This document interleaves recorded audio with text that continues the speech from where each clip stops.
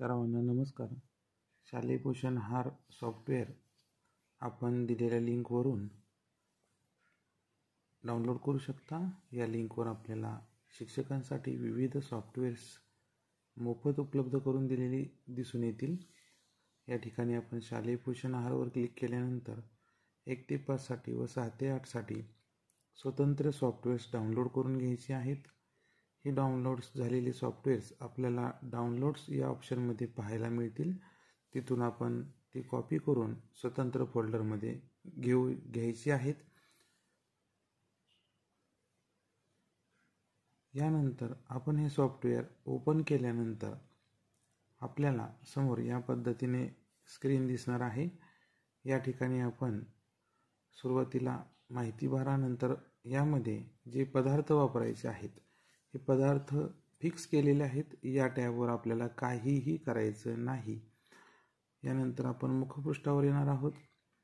या ठिकाणी आपण सर्वप्रथम जे आपले प्रमाण आहे हे प्रमाण ठरवायचं आहे. या ठिकाणी आपण प्रत्येक महिन्याच्या समोर डाळीप्रमाणे जिरे, मोहरी, हळद, तिखट मसाला, तेल आणि मीठ याचं प्रमाण आपण या ठिकाणी भरलेलं आहे. प्रत्येक जिल्ह्याचं प्रमाण यामध्ये वेगळं असू शकतं. या ठिकाणी आपल्याला हे प्रमाण बदलण्याची सोय महिन्यानुसार करण्यात आलेली आहे. हे प्रमाण आपण आपल्या जिल्ह्यानुसार बदलून घेऊ शकता. या ठिकाणी आपण हे प्रमाण बदलायचं आहे. यामध्ये आपण हे प्रमाण बदलल्यानंतर आपण पुन्हा मुखपृष्ठावर येणार आहोत आणि दिवसानुसार प्रमाण बदलण्याची सोय आपण या ठिकाणी दिलेली आहे. आता प्रत्येक जिल्ह्यामध्ये प्रत्येक डाळींचं सिलेक्शन हे वेगळं आहे. या ठिकाणी ड्रॉपडाऊनमधून आपण वेगवेगळ्या डाळी निवडू शकतो. या डाळी निवडल्यानंतर त्या डाळींशी रिलेटेड सर्व मोहरी, जिरं, हळद याचं प्रमाण ऑटोमॅटिक बदलणार आहे. यानंतर या पद्धतीने आपण प्रमाण बदलणार आहोत. आता आपल्याला नवीन नियमानुसार प्रत्येक 12 दिवसाला आपल्याला प्रमाण ठरवायचं आहे आणि हे प्रमाण आपल्याला ऑगस्ट महिन्यापासून सुरू करायचं होतं. परंतु आपल्याला ऑगस्ट महिन्यात सर्वच ठिकाणी उशिरा साहित्य मिळाल्यामुळं आम्ही या ठिकाणी जुन्या पद्धतीनेच जोपर्यंत साहित्य उपलब्ध आहे किंवा लोकसहभागातून किंवा उसनवारीतून आपण साहित्य घेऊन शिजवलं आहे तोपर्यंत आपण इथं साहित्य भरलेलं आहे जुन्याप्रमाणे. आमच्या शाळेमध्ये बुधवारी साहित्य प्राप्त झाल्यामुळे या ठिकाणी मी बुधवारपासून साहित्य प्रमाण बदललेलं आहे. या ठिकाणी आपल्याला प्रमाण बदलण्याची सोय तुम्हाला उपलब्ध करून देण्यात आली आहे दिवसानुसार. तर हे नवीन प्रमाण या ठिकाणी आपण बदललेलं आहे.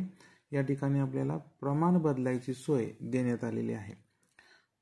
तर नवीन प्रमाणे जर आपल्याला प्रमाण बदलायचं असेल तर 2 सप्टेंबरपासून ते 14 सप्टेंबरपर्यंत जे प्रमाण आहे ते 12 दिवसाचं प्रमाण फिक्स केलेलं आहे.